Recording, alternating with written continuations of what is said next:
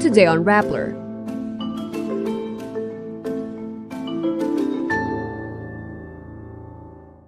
Davao Vice Mayor Baste Duterte becomes acting mayor with Rodrigo Duterte unable to take his oath of office. A Manila court rules that Alice Guo is undoubtedly Chinese and erases her mayorship from the records. Justice Secretary Boying Remulia will apply for the Ombudsman post. Pasig City Mayor Vico Sotto will not run in 2028 and tells opponents to settle unpaid taxes. And Ayala shifts focus to her Wimbledon debut after a tough loss in the Eastbourne final. The Commission on Elections says Davao City Vice Mayor Sebastian Duterte automatically becomes the city's acting mayor in place of his father. This due to former President Rodrigo Duterte's incapacity to do his mayoral duties and take his oath. Duterte is currently detained by the International Criminal Court in the Netherlands. Asked if Rodrigo can still be called mayor despite not being able to take an oath or assume office, Comelec Chairman George Garcia says he is still mayor-elect. Garcia adds Sebastian will assume the mayoral post in an acting capacity, unless this incapacity becomes permanent incapacity.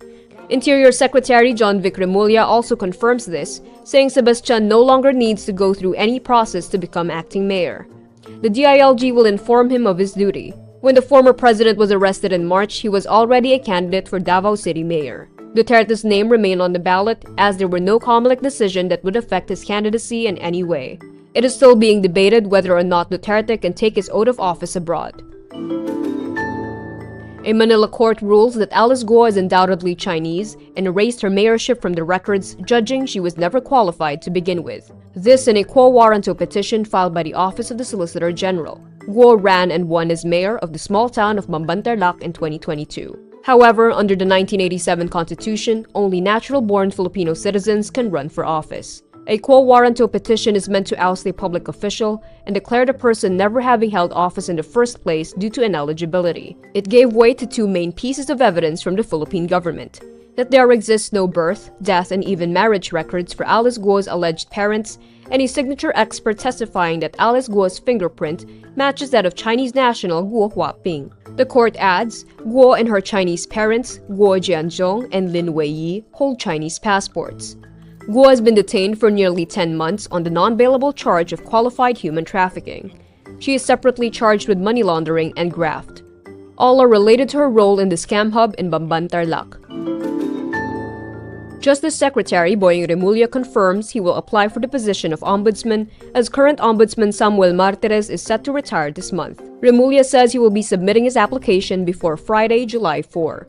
When asked what prompted his application, he says, quote, "Nothing. I think I have a lot to offer there." If the Judicial and Bar Council shortlist Remulla and President Ferdinand Marcos Jr. appoints him as Ombudsman, he will serve until 2032, covering almost half of the next president's term.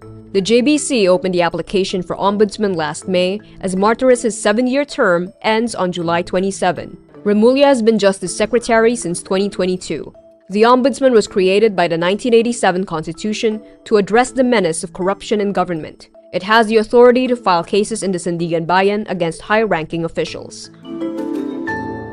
Pasig City Mayor Vico Sotto says he will not run for any position in 2028, even as he called on his political rivals to pay billions in unpaid taxes to the national and local governments. Kailangan may managot sa mga krimen na naganap.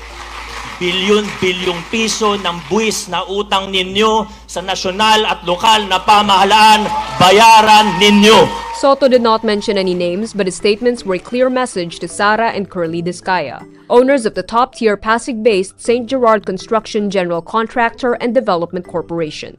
In 2024, Sotto inspected one of St. Gerard's projects near its office in Barangay Bambam, Pasig, and discovered at least 2 of its projects didn't have the required permits. Sara Discaya ran against Sotto for the mayoral position in the 2025 elections. As of this posting, the Discayas could not be reached for comment. During his inauguration for his 3rd and final term on Monday, June 30, Sotto says he has no plans to run in the 2028 elections. Ngayon, wala nang politika. 2028, hindi ako tatakbo. Ngayon pa lang, sinasabi ko na sa inyo. Kaya malaya akong gawin kung anong tingin ko ang tama. After one of the toughest losses of her career, Ayala has little time to recover as she turns her focus on her Wimbledon main draw debut. Ayala missed out on her first WTA title after losing to Australia's Maya Joint 6-4, 1-6, 7-6 in the Eastbourne Open Final on Saturday, June 28. But the 20-year-old Filipina must quickly move on as she prepares to face defending champion Barbara Krejcikova of the Czech Republic in her Wimbledon debut on Tuesday, July 1. Ayala says in a post, quote, "This has to be one of the toughest losses of my early career, but I firmly believe that it's these moments that make you stronger and shape your character." Ayala became the first Filipina to reach a WTA final. It's a big deal for me and you know, for my country too, because it's historic. It's the first time any Filipina has done anything. So that's also why I'm so emotional, but you know, it's only the first. I'll definitely work hard to do more. And that's today's wrap. I'm Kara Oliver. Thank you for watching. Click the link below for the full story. Follow us on Rappler's YouTube, Facebook, X, Instagram, and TikTok.